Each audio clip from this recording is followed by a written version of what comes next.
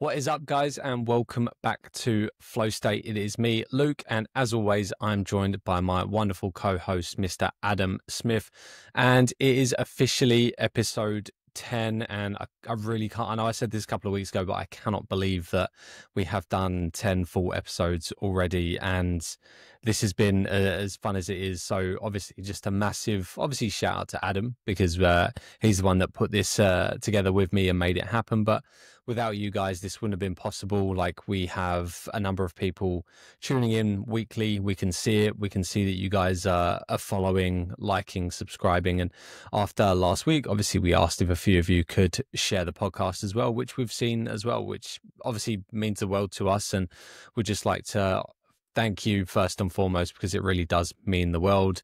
But look, with that out of the way, it's been I think bit of a big week for both of us. We're obviously nearing our respective marathons. We're recording on the 11th and the marathons are on the 27th, which leaves us two and a bit weeks. So things are really hotting up and about to potentially settle down as we start tapering. But look, I will digress no more. Adam, why don't we get into your week of training, man? Or even just your week as a whole. What's been happening?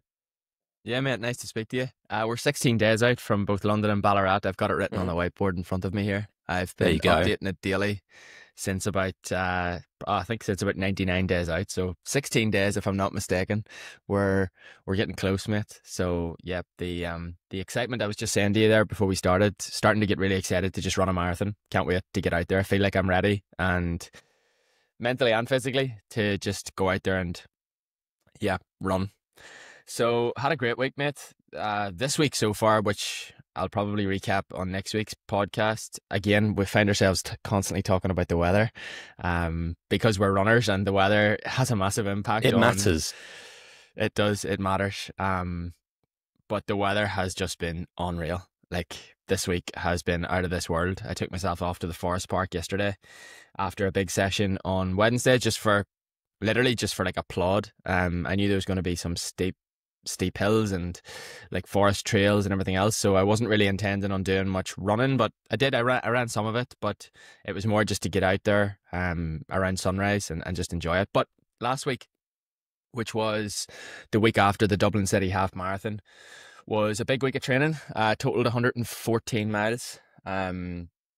Just to take you through it, the first 3 days of the week were really easy, just volume running, just off the back of the half marathon. So yeah, covered a fair bit of distance over those 3 days, but again, it was very relaxed jogging. A lot of those miles were sort of 8:30 per mile, close to 9-minute miles, like, close to, we're talking sort of 6-minute Ks at times here. So really just recovering post half marathon and getting some time on feet. And then Thursday, I did a workout with a good friend of mine, Ronan O'Hara, that I help out with some, I coach Ronan as well. He's targeting London Marathon. So we hit the park. There's a, as I said before, there's a great 1K loop in the park, and we did 12 back K off a minute recovery. So yeah, it was a brilliant day for it, and we sort of got started around, I want to say like around 3:25 pace. Yeah, around 3:25s for the first sort of 3, and then we got a little bit faster down towards 3:20, and then finished with a few 4 or 5 like 3:15s, 3:14s, 3:13s, getting in around that pace. And yeah, felt really good. Really enjoyed that session. Felt strong, and there wasn't much wind, so that always helps. So that was Thursday. And then the biggest workout of the week was on Sunday morning. So that was my biggest long run of the block, which was 24.5 mile or over or close to 39 Ks. We got the group down to Craven Lakes. I mentioned it last week, and we hit, as I said, 39 odd Ks, 6:13 per mile average for the 24.5 miles, which is, I don't know, what's that in Ks, mate? Do you know? Off the top of my head, my conversion is actually terrible. It's I want to say it's like 354. I want to say it's like 354, 353 per K for the full run. But what we did was we basically broke the run up into reps. So we did a 5K warm up, And then we did, sorry, I'm constantly flicking between Ks and miles. I'm conscious that everyone's You're keeping operating us on our on something different. toes. Do you know what, mate? I'm just gonna quote it in miles because that's what I Yeah. run in, and that's what I have it in. So basically we did a 3 mile warm up, and then we did 3 miles, 2 miles, 1 miles, 2 miles, 3 miles, 2 miles, 1 miles, 2 mile. And that was so that's a bit of a tongue twister. We basically did a series of reps between 3 miles, 2 miles, and 1 mile, and they were all off like a half mile sort of steady jog recovery. All of those reps were kind of done at marathon effort. And then towards the end, the last like 3 reps, so the 2 mile, the 1 mile, and the 2 mile at the end, got a little bit faster.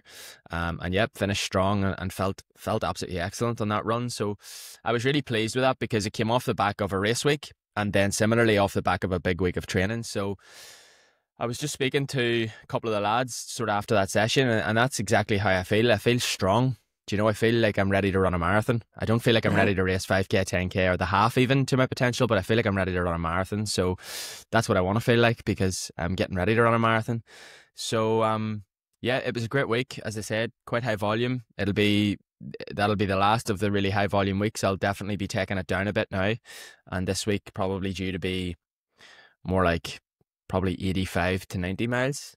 And then next week will be less again, and then we're into the taper week. I'm always conscious not to drop the mileage. Like I don't run well when I drop the mileage like massively.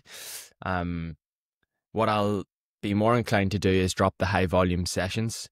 So those high volume sessions next week. That we did another high volume session this week on Wednesday, but next week those high volume sessions will be replaced with something faster but shorter. And then similarly, the whole volume of the week won't drop massively. Like my volume's not going to drop off a cliff, but it's definitely going to come down this week and next. And then we're into, as I said, the final week where we'll definitely keep in some intensity, probably in and around race pace and no faster than lactate threshold. But yeah, then we're getting ready to race, mate. So can't wait. So a couple of questions there, actually. I guess how many marathons have you done so far? I've run 3 marathons. So Dublin Marathon in 2019, I ran 3:13, and then Melbourne the following year was 2:48, and then London in 2022 was 2:32. So that's my 3. And have you had, because you're obviously talking about feeling fit and ready to run a marathon. Are you like, have you been able to like experiment? Because I know at least some of those marathons, I'm guessing you were coached for. So have you been able to like experiment with different methods when it comes to tapering? And are you also paying attention to how you feel? Because obviously you should, I'm sure you can remember like, okay, this is how I felt in the weeks leading up to say Melbourne or the last marathon, and how that kind of relates to how you're feeling now. Do you use that much? Yeah, I do. I keep training diaries, physical written training diaries, which I record how I feel. But I think it's also really important to remember that you're a different human being now, and you've got a different set of circumstances. So life's different, and I think for that reason it can be important not to necessarily compare. Like we mentioned before, we're human beings, we're not robots. But yep, I do kind of think back and look back at kind of what worked well and maybe what didn't work as well. And I do use that information to some degree, but more importantly, I'm tuned into how I'm feeling. But when I look back to Melbourne in 2000 sorry, was it 2019 or 2020? Wasn't it 2020 before COVID? Oh no, that doesn't make sense because COVID was right at the start. It would have been 2019. Yeah, it was 2019. So sorry, Dublin was 2018. That was the first year. That was the year I started running. I was like 5 months into running and did Dublin. But sorry, Melbourne in 2019 is arguably to this day the race that I've executed the best. Even though I've got faster and I'm running much faster times now, I would still say that Melbourne Marathon is the best race that I've ever ran from a feeling and from an execution point of view, because I remember distinctly the week of the race feeling pretty shitty. Like I had, my coach at the time had given me, I remember on the Monday this is Monday of race week, like we did 4 miles steady at like marathon effort. Mhm. into like a half mile jog, and then because I was just looking at this the other day actually, and then we did 2 by 800 meters at faster than race pace, and I wrote down in the diary that felt terrible. It's not And even a big then session. That it's very, very like gentle. it That is, mate. session. But you know what? Like in race week, is it? A lot of people wouldn't be doing that in race week. I Yeah, don't true. think I so. suppose. Mm. However, this is kind of the point that I'm making. Then on Wednesday, we did. Oh man, I think we did 4 by 800 meters or 5 by 800 meters at significantly faster than race pace. But Mhm. again, I wrote down in the diary that I really didn't feel good, and I was very kind of new to the game at this stage, and it was like, right, just trust this process. Yeah. You're gonna be fine here because you're coached, and the coach knows better than you, and everything else. I had, as I always have done when I've been coached, I've put full trust in the coach, but and then similarly, we did something on the Friday with faster bouts of work, and I recorded down in that if I think the Friday was really windy, and I recorded that I felt terrible in that as well. Like my legs just Mhm. didn't feel like they were under me. It just didn't feel like my legs were my own, and it was maybe a mixture of nerves and everything else. But I went out on the Sunday, and I wanted sub 3 going into that race, and I ran 2:48, and I sped up in the last 4 or 5 miles by about 3 to 4 seconds, 5 seconds per mile. I was on my absolute limit. Like I couldn't have ran any faster. Yeah. Yet Yeah. it was the perfect race. I was Mhm. going past people in those last miles. Yet like I knew that I was on my line. I remember you come into the MCG, the big stadium in Melbourne, Yep. and there's they had basically effectively like a running track. When you come in through the tunnel of the stadium, you had like a running track to bring you around to where the finish line was, and you basically did a lap of the pitch, and it was on this like foam, like red foam surface. And I remember when I got onto that surface, I almost fell because it was kind of soft and my legs were like complete jelly. And but yeah, what I'm really trying to say is I was on the limit, but I ran my absolute best, and had the race of my life, to be totally honest. So there's something in that too, and that you don't have to feel fantastic in taper week. You don't have to feel fantastic 2 weeks out. Um, if you get it right, your body's freshening up because you're reducing your training volume. And you're really starting to kind of sharpen up. I think that's the key thing is you want to sharpen up a little bit. So yeah, mate, I'm excited to run a marathon. I really can't wait. I think honestly, the main thing I took from that, and you really like pricked my ears up, because well, obviously my goal for Ballarat, and I've said this a lot, it's a nice round number. I'm trying to get sub 3, and I suppose it's different in a sense that I have no marathon experience. Like anything could happen on the day, but knowing that, again, I don't want to compare myself to Adam of 2019, because even that is different, because we're at different stages. Like I'm a lot older than you were at that time, and that's going to have a play a role in itself. But maybe we can talk just quickly about kind of what, I mean, even down to like your fueling. What were you doing, do you think, that on race day that maybe I can take from to try and, because mate, if I can even just beat sub 3, that's happy days for me. Yeah. Um, Well, firstly, the conditions were perfect. And this was pre super shoes as well, so I didn't have carbon plates on my feet. Tell a lie, the super shoes had come out, but I didn't buy a pair because we were traveling and I couldn't afford to have a pair of carbon plated race shoes in my bag that would only be used for the races that I wasn't doing. Do you know what I mean? Like yeah. so I just wore a pair of shoes that I trained in. Um, so yeah, I think the weather was perfect. I got into a really good group and just sat on the back of that group. Like there was a bunch of, maybe, I remember seeing photographs, maybe 15 lads, and I sat in that bunch. But I distinctly remember as well, at about 2 miles into the race, thinking this pace is too fast for me. Like I'm Mm, messing my race up right now, mhm. and feeling like I was running a bit too fast too. Thinking, oh, I feel a bit heavy here. I feel like this just isn't the right intensity. Again, yes, I'd ran Dublin the year before, but this was like my first proper go at it. And then I was just like, you know what, just trust your fitness here. Because I knew I was in better shape than sub 3. My training to me had indicated that. I Mhm. was running really solid tempo runs. Like I'd done like a 12-mile tempo 10 or 11 days out, and I'd ran sort of this pace and felt quite good. So I knew, like, well, again, this is the naivety, but I was right. I knew I was in better shape. Um, but at the same time, I didn't think I was in 2:48 shape. So I was just like, you know what? I'm in the group here. Stick with it and just assess how you feel in a few miles. And the pace started to feel more relaxed. And yeah, I remember getting to the Melbourne Marathon. It goes into Albert Park, and then it comes out of Albert Park and it goes down to Elwood. Do you know, it goes down the beachfront to Yep. Elwood.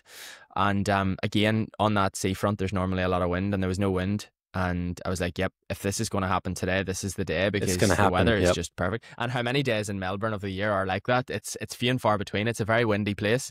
So Even last year for the Melbourne 2024, the one thing people were saying was that it was great conditions. Then you get to the seafront where there's nothing protecting you, and it was just like getting bombarded with gusts, and I think that broke a lot of people. So yeah, as you said, being on that strip and not having wind is like a godsend, basically. even Albert Park is really windy. It's really open. I'd been doing a lot of training around Albert Park, and like I remember just being so sick of the wind. And anyways, race day was perfect, and everything just clicked, mate. Everything really did just click. My my legs just wanted to go, and I remember getting to like you come back up through the Tan up to like the Shrine of Remembrance in Melbourne. Do you know where that is?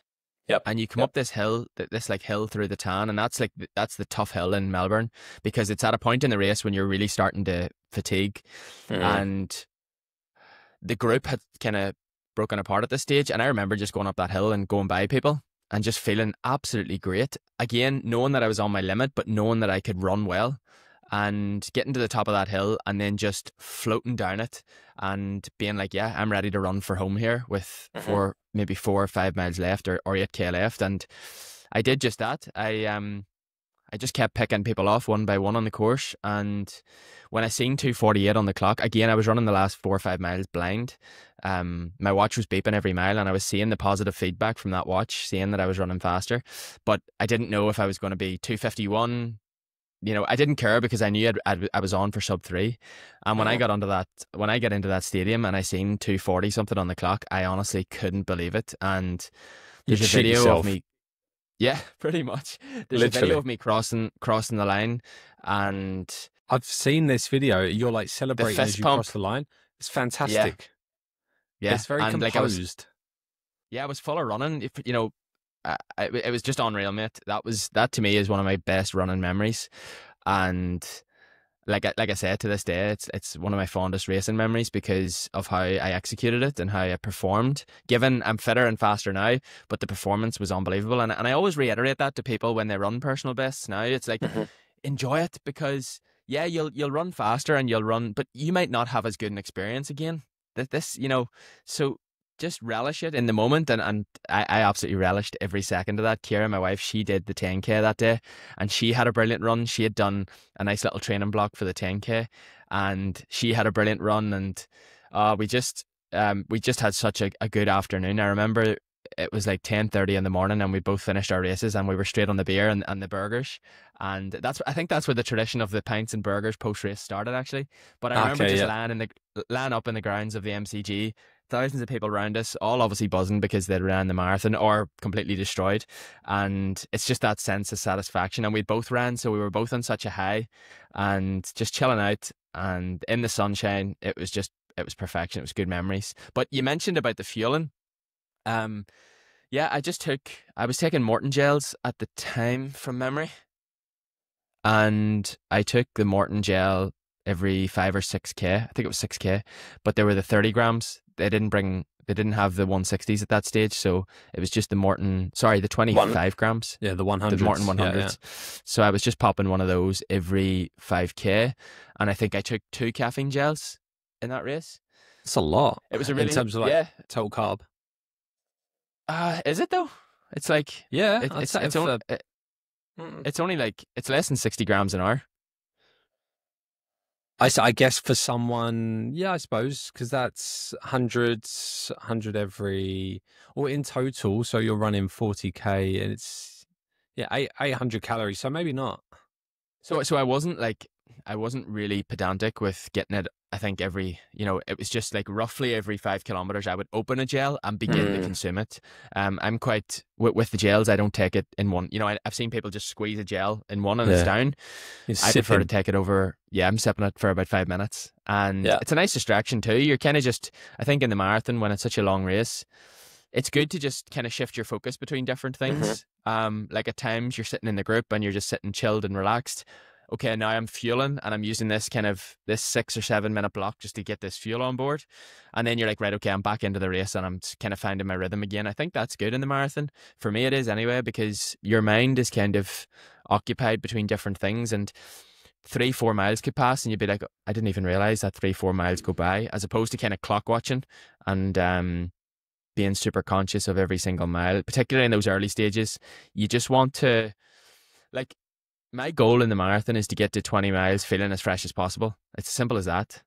So I kind of know where that line lies in the body, where if I'm running at a certain speed, the time to fatigue is exponentially quicker. So if I run below that speed, the time to fatigue is much, much, much less, like exponentially less. So therefore, I want to get to that sort of 20, 21 mile marker feeling as fresh as possible. Granted, at 21 miles, you're not going to feel fresh, but as fresh as possible. Yeah, Um, yeah. that's my goal for this race.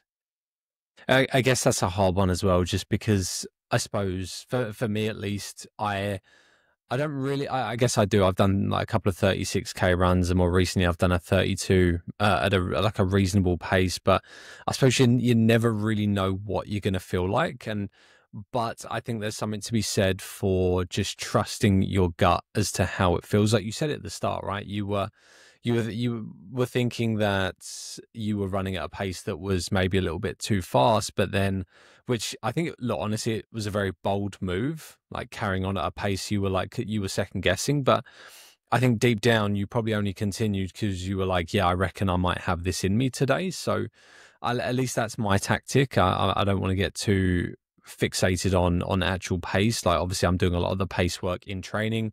I know that in training, like that goal marathon pace is pretty comfortable, but then on the day I'll kind of just focus on that feeling and be like, okay, this, because obviously race day is different. You're full of adrenaline. You've got groups around you. You've got pacing groups. So I definitely think there's something to be said for, at least my plan is to just, yeah, how does it feel?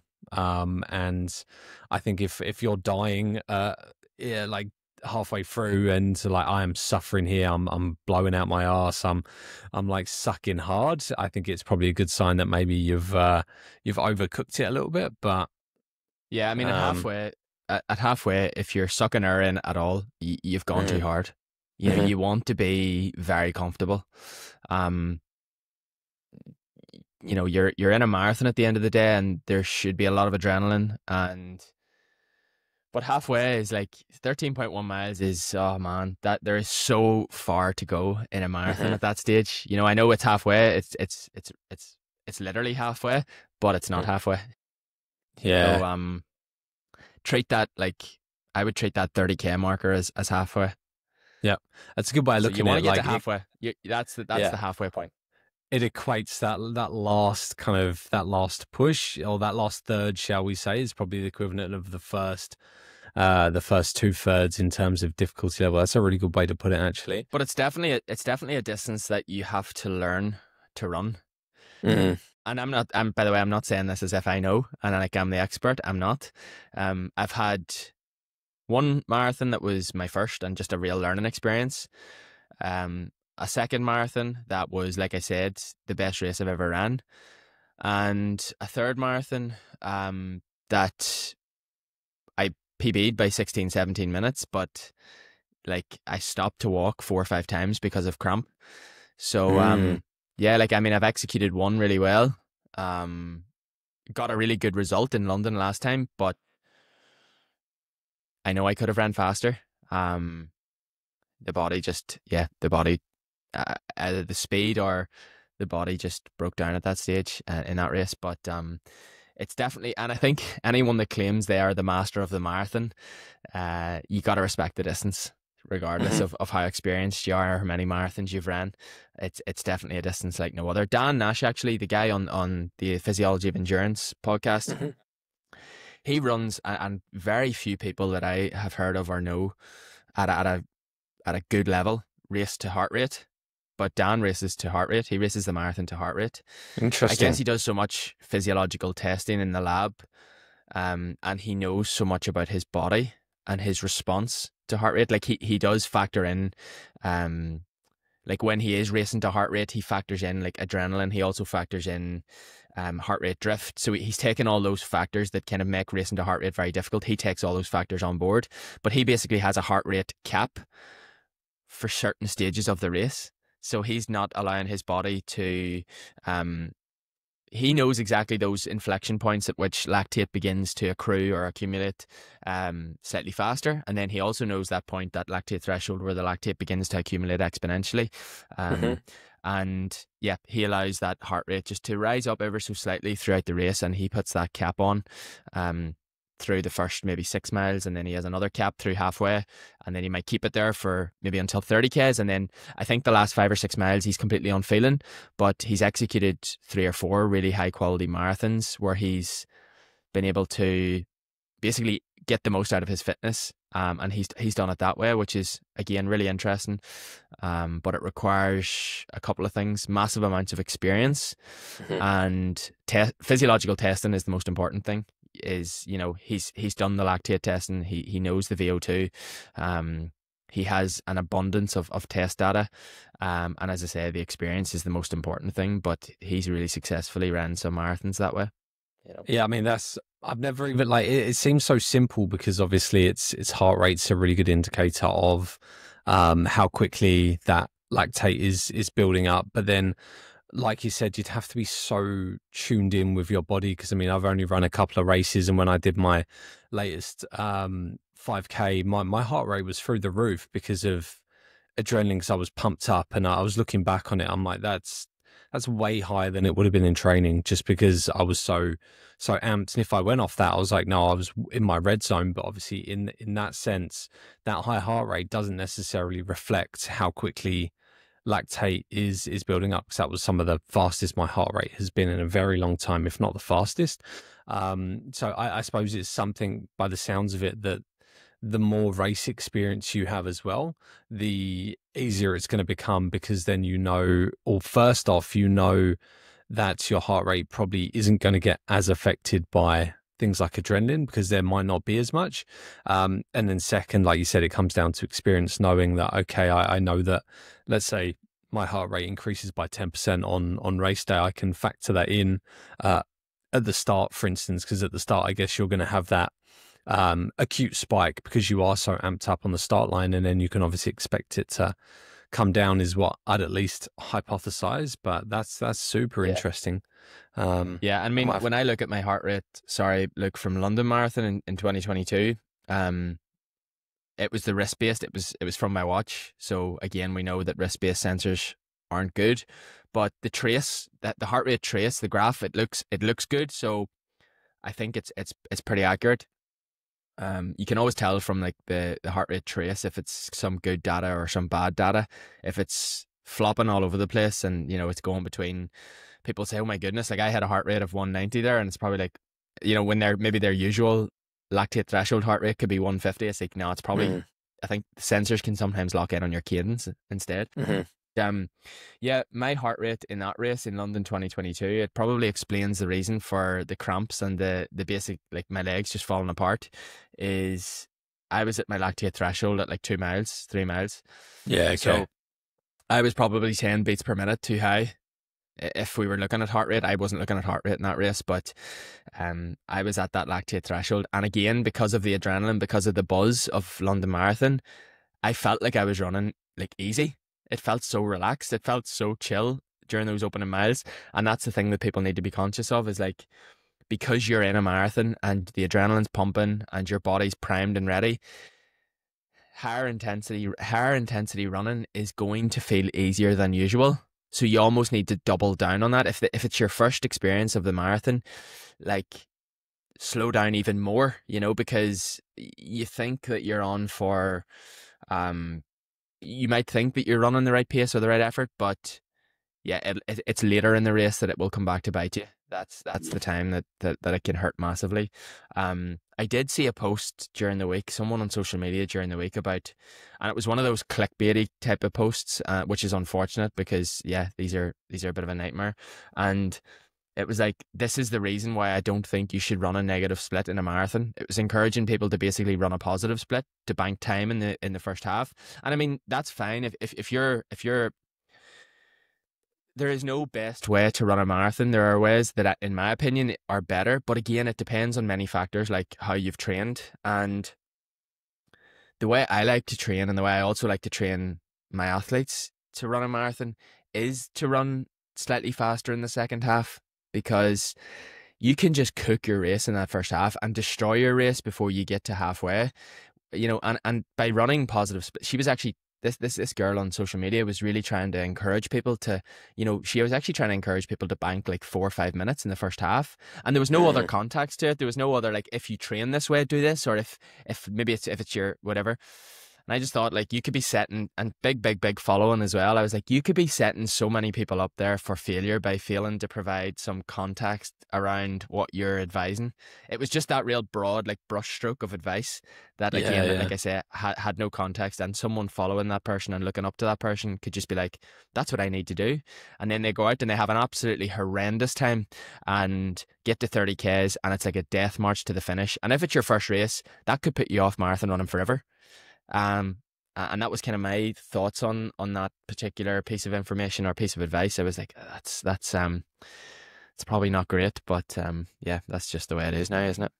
Yeah, interesting. Yeah, I guess you've got to be so careful, and just, again, we mentioned it a couple of weeks ago, but you got to be selective about where you get your information from, because at the end of the day, I don't think everything that's clickbait is necessarily bad, because I'm seeing even like Jonah Rosner, who is a very, very credible source of information that I use on Instagram. He does use it like clickbait to get people onto his posts, but then the difference is, in all of his posts, it's all kind of backed up by evidence, by research, and he will give references for that. And it's like, okay, fair enough, this is a credible source, and yes, it's clickbaity, but not everyone is going to be like that. So you gotta, I guess it's hard, because I suppose normal runners don't necessarily know, oh, this person's an exercise physiologist using the research. Clearly, like, a lot of people don't know that. But I suppose at the bare minimum, be skeptical about information you get off of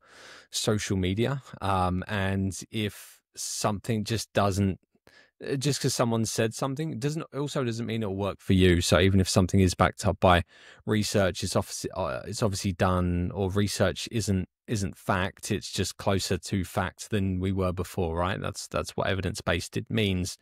So I guess the takeaway here is just be skeptical, and be mindful of where you get your information from, because it could, like, make or break an experience for you, and could leave you, like you said, death marching. That's a really good term. I like that. Death marching that last kind of 12K, and that's gonna hurt, man. Because especially if you're not aiming, if it's let's say a slower marathon, like 4 hours plus, those last 12Ks are going to be, man, it's going to go on for a lifetime. So yeah, be super careful.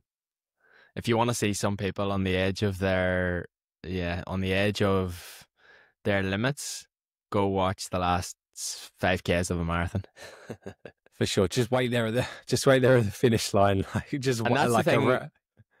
That's something I always tell people with races. It's like, the first few Ks isn't going to make your race. It could break it, though.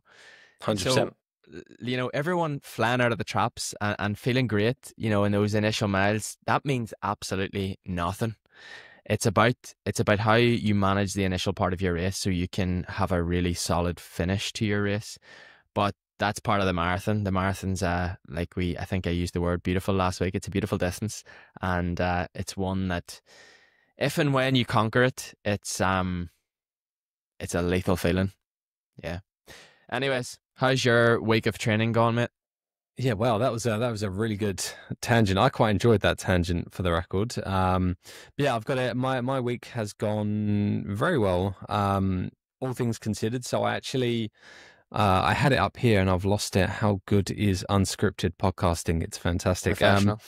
So professional, man. But yeah, look, I had, what day was this? So I actually had, I'm not gonna dog him in too much, but I had a client, one of my personal training clients, coming on Friday, clearly unwell, and he admitted he was unwell. He was like, "Yeah, you can hear me. I'm congested. I've got a cold or whatever."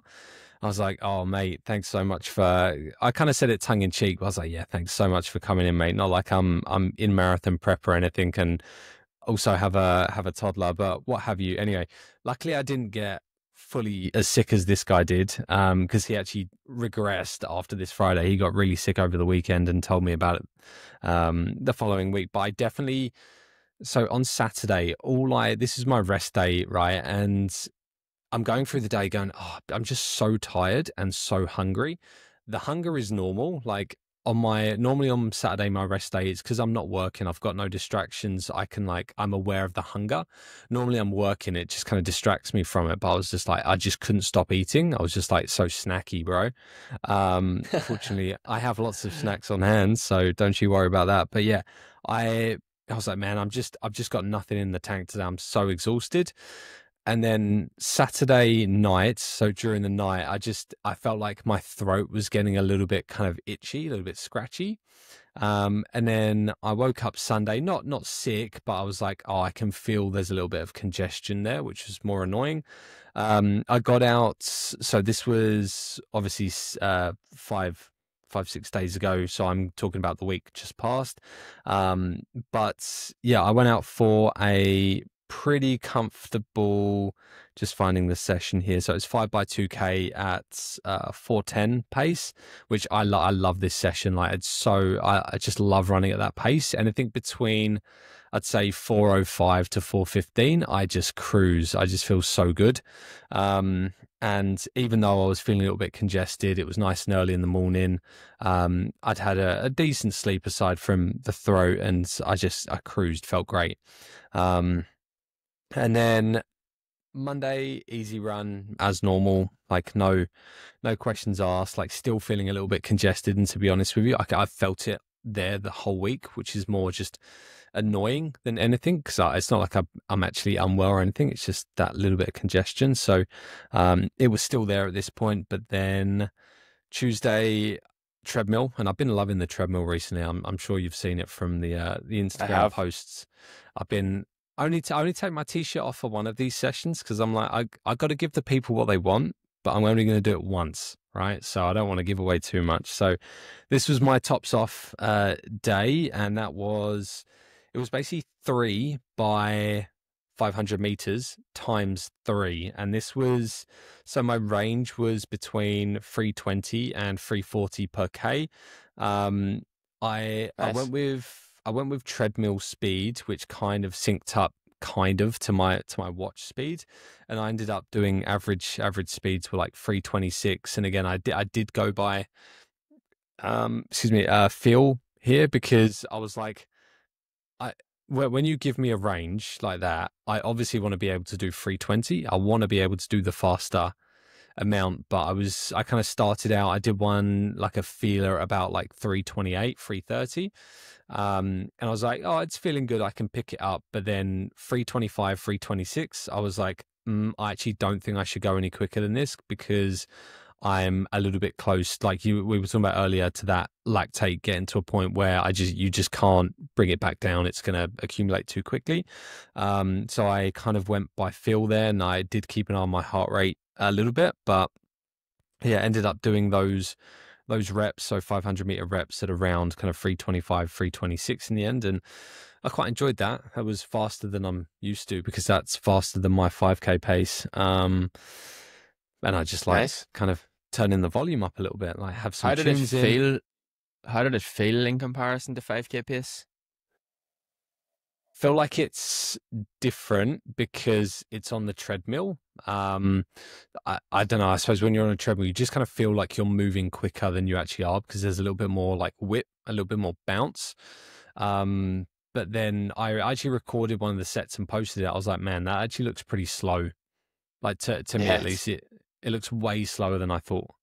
Yeah. It would, I but remember I remember recording myself once on the treadmill doing strides, mm, and I was just doing like 15-second strides, and I'd bumped the yeah. treadmill up to the maximum speed. And when I came off and looked at the video, I was so disappointed with how slow it looked.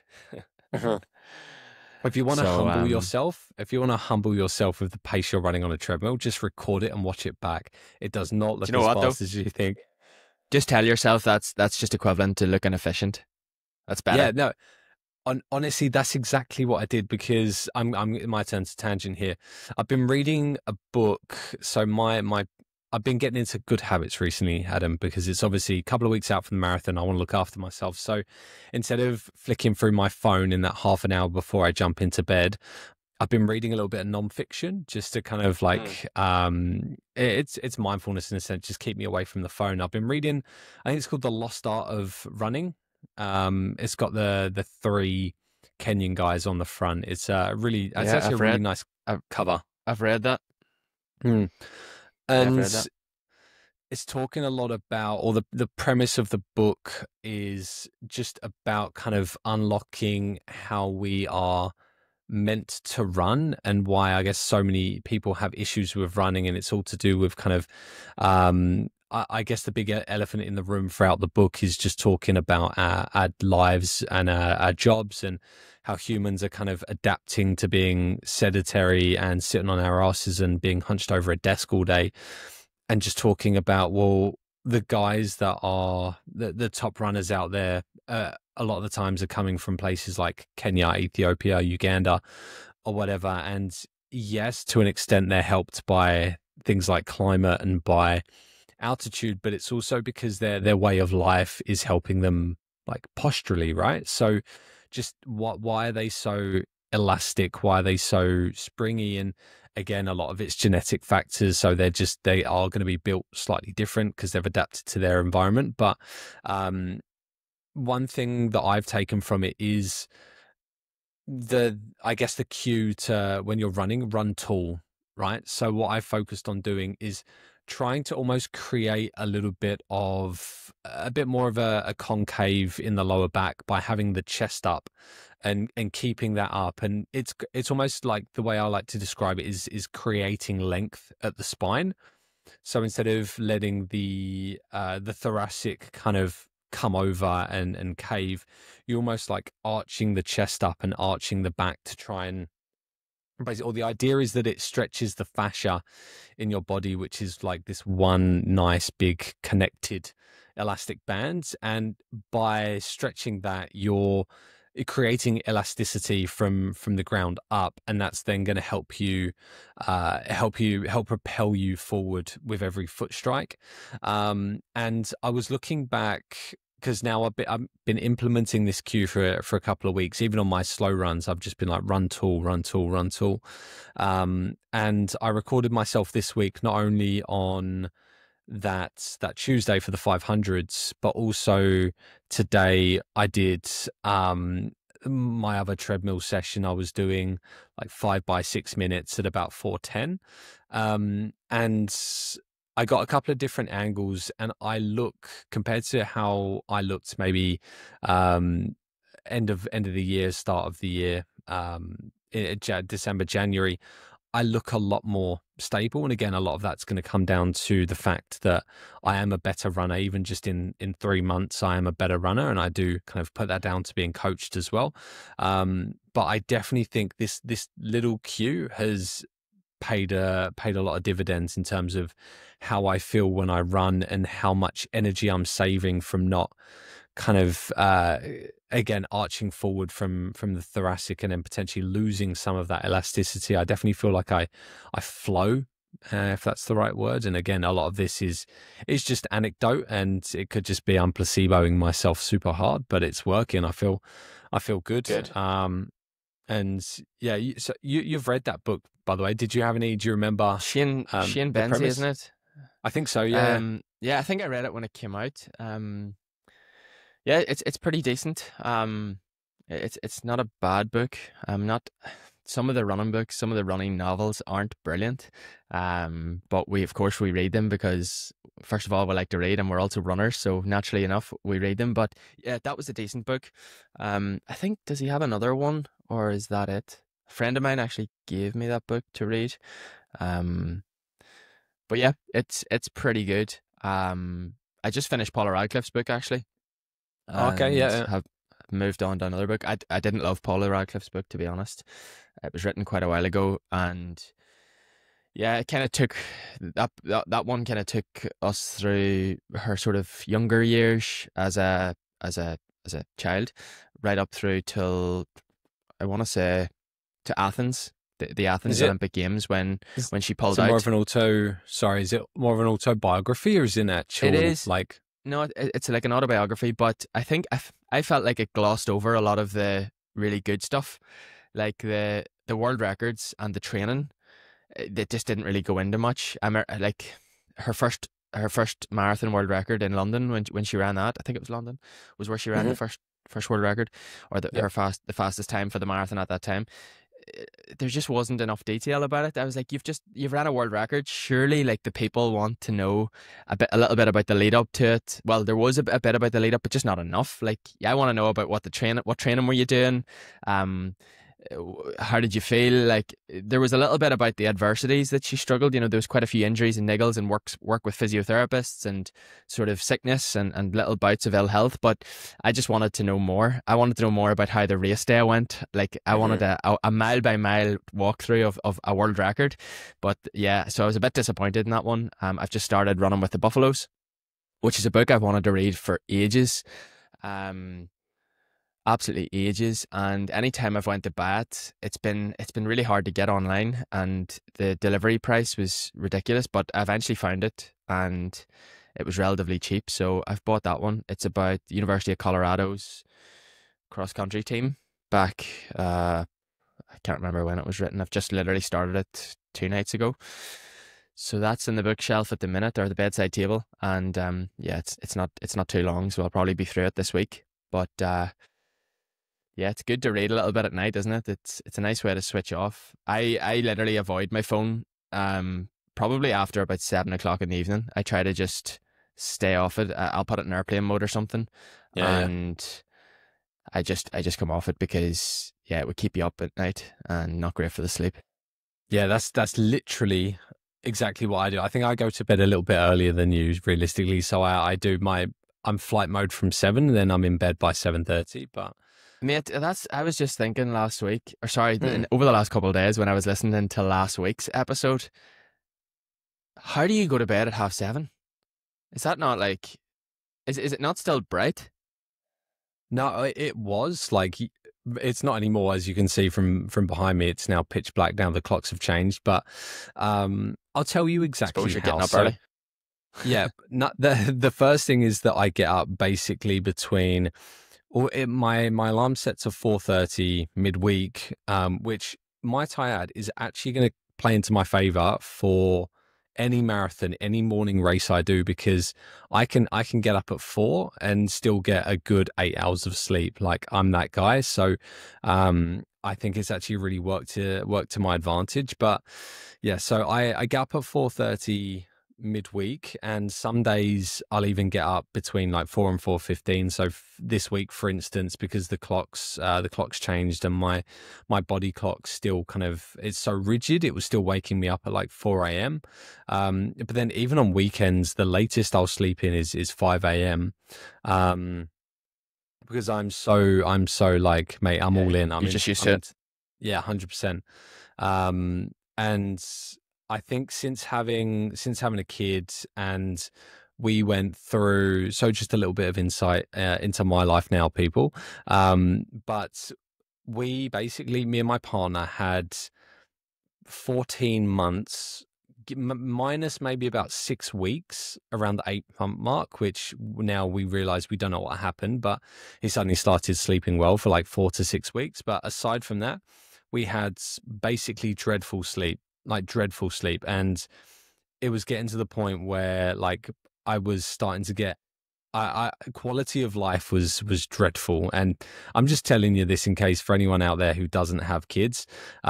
We yeah, those first 14 months were some of the hardest of our lives. And fortunately, we eventually got help and it made a massive difference. But this is something that is proven by science as well. What happened is when you're sleep deprived for so long, so your body's not getting adequate kind of REM or deep sleep, for instance, it basically, as soon as you go to sleep, it sends you straight to those sleep stages because it's like, I don't know how long I'm going to get. And B, what it does is it resets your ability to sleep. So before I had kids, it used to take me a little while to fall asleep, and I'd wake like relatively frequently throughout the night. Whereas when we started sleeping well, because the body was so desperate for sleep, I fall asleep within 5 minutes, like 9 times out of 10 now. And the max it might be is like 15 minutes. And I remember having for the first time since probably I was a young teenager actually sleeping through the night without waking up once.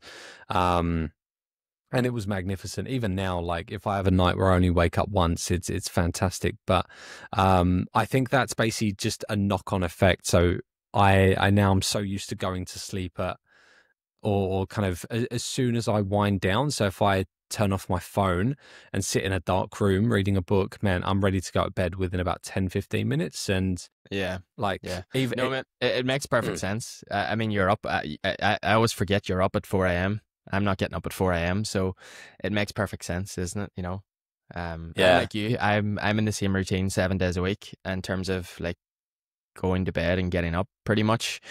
And yeah, I think that's always good. Your body clock's just gets used to it, and you're awake and, 100%. and alert when you're up, and you're ready for bed when you go to sleep. It's simple stuff. But yeah, 7:30 here would be like we've just had our dinner at that stage. Do you know? Yeah, It's yeah, yeah. but yeah, we're just on different routines and times. That's it. I mean, there might be something to be said for like for you, for instance, surely, because like I was saying, I feel like me being an advantage in that I can wake up at 4 a.m. and have 4 hours to warm up and eat and basically just get ready for a marathon, right? Whereas if you're someone that typically wakes up at 7, you're going to have to wake up maybe 2 hours earlier than you're used to, which is going to have an effect. I reckon there's something to be said for yeah, I mean, you want to give it as much time as possible, but in at least the week before a marathon, getting used to waking up at the time you're going to wake up on marathon day to make sure you're prepared for that without sacrificing sleep. That's the only thing. So you'd have to obviously compensate on the other end and go to bed earlier as well. There you Yeah, go. London Marathon starts at my start time's 9:35. Excuse me. Pretty good. I'm yawning. Now we're talking about sleep. I'm yawning here. And it's later than usual because we're now recording 2 hours later because of the time difference. So I'm talking about being awake and alert when I'm awake and sleepy when I'm ready to sleep, and I'm sitting You've just yawning here had at an 10 o'clock in the espresso morning. as well.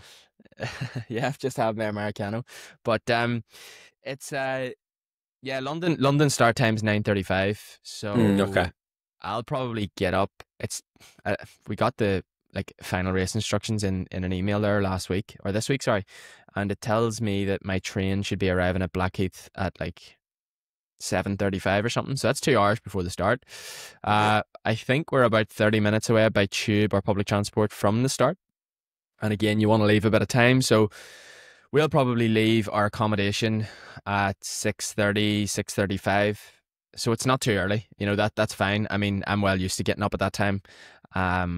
I'll probably just get up at like 6 and have my breakfast just as soon as I wake. And then it's just a case of just going through the kind of the travel to the start and the little bits and pieces that you kind of do pre-race. Trying to use the bathroom as many times as I can. Mhm. Stopping, drinking, like 1 hour at least, maybe more like 75, 80 minutes before the start. And yeah, I'm also really happy because I know exactly what in 2022 when I did London, I was in the championship start, and I know exactly what's entailed.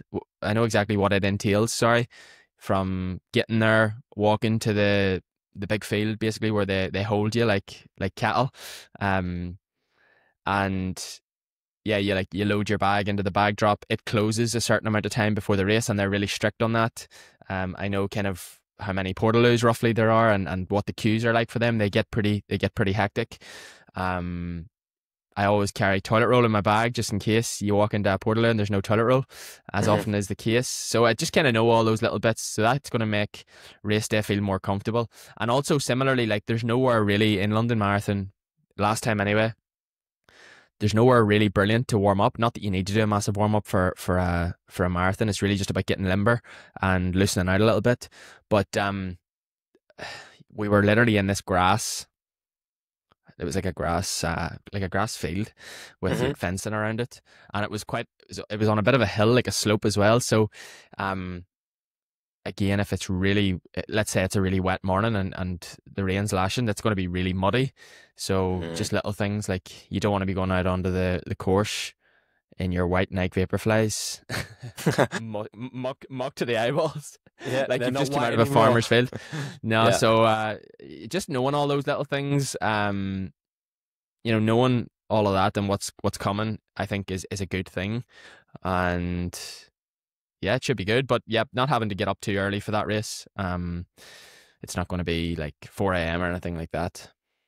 Yeah, I didn't realize London was so late actually, because I guess everything here in Melbourne is 8 a.m. Like it's all 8 a.m. aside from the track stuff, which is obviously in the evening.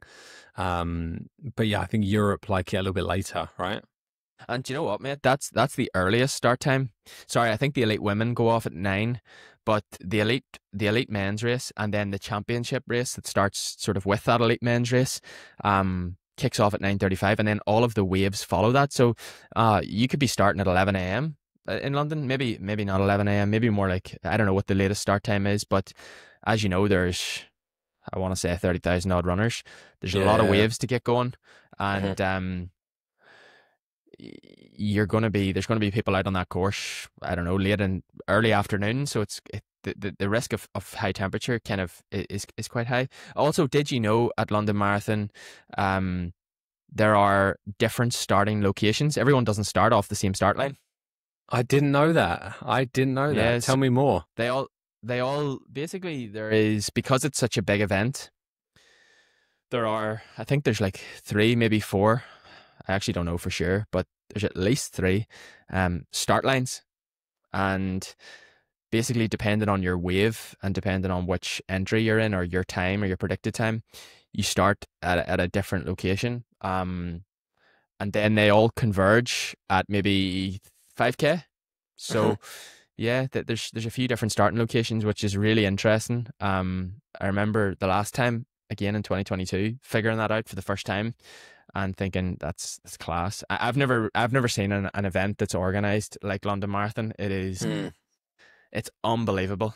It is just, I guess, I mean, it's London. It's probably arguably one of the biggest cities in the world. So I suppose it has to be. But I remember watching, not like, because my dad was a recreational runner and he used to watch. You'd have it on the TV, right? Because obviously being from London, it's just something you have on the TV. And I think, again, that's probably why they have it on at the times they do, because they know people will just have it on in the background. And I remember seeing it, but I guess you have as a kid growing up watching it, you have no concept of the scale. But that's massive, having like 40,000 people running around. I think it's that. London. Yeah, that sounds about right. But that's such a big operation. And sorry, mate. Yeah. In 2025, 56,000 people are expected to participate. So basically, almost double of what we're saying. That's a football stadium's worth of people. So yeah, that is a massive, massive operation. It is. I'm just and thinking, literally, I walked through the finish line, and a lady just handed me my bag and said, "Adam Smith, here you go." And I was that's like, class, isn't it? Obviously, they're tracking runners, as they come through off their bib. But I was just like, I was amazed. I was like, how did you know that? It was class. So the organization of it and everything is just out of this world. Yeah, that is fantastic. there's very few. Obviously, I doubt I'll be able to wait up and watch it live, but I'd actually love to. That'd be such a great. I'll probably end up watching it back, or at least the highlights. But yeah, that is fantastic. I guess I've never really had as much of an appreciation for marathons, because even the only marathon I've watched in full, I've watched two. I watched the Paris Olympics and I watched Tokyo about a month ago, and yeah, even then you don't like Tokyo's different because it's obviously just it's for the no sorry Paris was different because it was just for the Olympians, but even Tokyo you don't really get a sense of these things because they zoom in on the elites, and then every so often they'll give you a pan of the sub elites and the elite women. But yeah, I know London really like to kind of milk it on the participants, on the people, right? They like They to do. show the everydays. They do, mate. I've watched, like, I wasn't into running at all as a child or a teenager, but every year I remember getting up on a Sunday, the Sunday of London Marathon, and I always watched it. Hmm. Always. I love tuning in and watching London Marathon, and typically marathons aren't the most exciting events to watch in the world. I mean, I love watching them because I love running, but London Marathon's a cool one to watch. I do personally like to watch the elite race more so than the masses, for the simple reason that I just love to see the fast running and the elites. But London's a cool one to watch because you recognise a lot of the places along the way, Yeah. and the crowds and the buzz and the atmosphere is unreal. So yeah, I was trying not to get too excited, mate, because we're still 2 weeks out and trying to stay nice and relaxed and subdued. But now I'm buzzing. I mean, I'm not even running London. I'm fucking buzzing. I'll be honest with you. But yeah, no, that's so exciting. I'm so psyched for you, and obviously Yeah, I'm it sure should be good. Ballarat will be good nonetheless. But look, Adam, we've actually been recording for an hour now, and I'm sure you have to get on with your day, and I'm going to go to bed because it is 7. It's just past 7 here, so I'm ready to start settling down. But why don't you tell me what you have planned for the weekend? What's happening? Yeah, so again, not very much, just chilling and running and eating. Um, I think on Sunday I'm gonna do probably like a 1 hour 50 run, 1 hour 55 with 10 miles of marathon tempo. I might split it into 2 by 5 miles or just do a 10 mile straight tempo depending on how I feel. Um, and yeah, that's really it, I think. What about you? I can't beat it. So I've got some light work tomorrow that we were talking about. Just it's not my favorite thing to do on a Saturday, but I'll probably be working till early afternoon, and then same thing Sunday. I've got to run in the morning. That won't be too long. That'll probably be like 90 minutes, absolute maximum. But then annoyingly, oh, I was going to actually ask you: are you going to watch the Paris Roubaix on Sunday? Yeah. Yeah, I probably will. Yeah. Yeah, I was. Mm. If I'm around the house, I'll definitely have it on. I absolutely love the spring classics. Yeah, it's a good one. I was listening to one of the previews, and it always it's annoying for me because obviously being in Australia, all these races are in the middle of the night, so I don't actually get a chance to watch them live, even though I would love to. But I was thinking, oh yeah, I can watch that on Sunday. I was like, no, that's actually Monday night or Sunday night for me, so I'll have to watch it back on Monday. So. Yeah, but I'm sure I'll wake up to the results of that. But It's always yeah, a bit of carnage. yeah, they were saying. I think they were thinking it might be a bit of a rainy one, which makes it even more carnage on the cobbles. And yeah, I think as much as everyone probably wants Pogacar to win, I think it's like as soon as it starts raining, and if you get the sprinters up there, if the sprint teams can do well, like anything can happen, man. Like you could get the Wout van Aerts come up there, you could get Van der Poel up there, like yeah, being a really interesting one. But yeah, look, Looking I'm very forward to much it. me too, man. But yeah, otherwise Oh, pretty similar to you. Mm. I also forgot the Masters is on, mate. So I'm a massive fan of the Masters, the golf. So So I'll be you've lost watching that. me. Yeah, Yeah, fair I'll be enough. watching that, mate. I used to love playing golf when I was a youngster. I lived across the road from the golf course growing up, and got into it when I was about sort of 12 and played right through till probably about 18, and was big into it. So I love the golf. I'd love to see Rory McIlroy taking it. Or I'm also a big Tommy Fleetwood fan. He's a Scouser, so he's just on the wrong side of the Mersey. He's an Everton fan, but I don't care. He's a class. He's a great fella. So I'd love to see Tommy Fleetwood win, or as I say, our homeboy, Rory McIlroy. Rory. But Yeah. I just love the Masters. It's a special tournament. It's you're not familiar with it at all, are you? Obviously, I know Rory McIlroy. He's probably the only golfer I know outside of Tiger Woods, to be honest with you. But nah, look, it's not for me, man. It's not for me. I'd go to a driving range and get like a 100 balls for a fiver, Top Golf or whatever you have. Do you know what, mate? We need to be careful going to things like driving ranges. That's where you put your back out or something. I did 100%. Go up one day. It was before Christmas, and I hit like 50 balls, and yeah, my back was in a pretty bad way after it, because you're just not used to that rotation and that 100% strain. So I need to be careful with that. But I said last week after the marathon, the week off, hopefully the weather's good. I'd like to get out onto the golf course for maybe 9 holes here or there. So yeah, something I enjoy for sure. That'd be lovely, man. Yeah. So all fingers crossed you get one of your guys wins at the Masters. But yeah, pretty sporty weekend as a whole. But look, guys, I think we'll wrap it up there. Now, me and Adam were discussing just all throughout today. Next week's pod might end up looking a little bit different, just because Adam is excitingly going up to Boston to watch the Boston Marathon. And so it'll be like I said, a different episode. We might end up doing solo episodes as kind of like a precursor to the respective marathons, getting our thoughts, just kind of solo training updates. Or if we can, we might be able to get a guest on just to cover that week. And then normal service will be resumed on the following week. So episode 12 will be back to normal.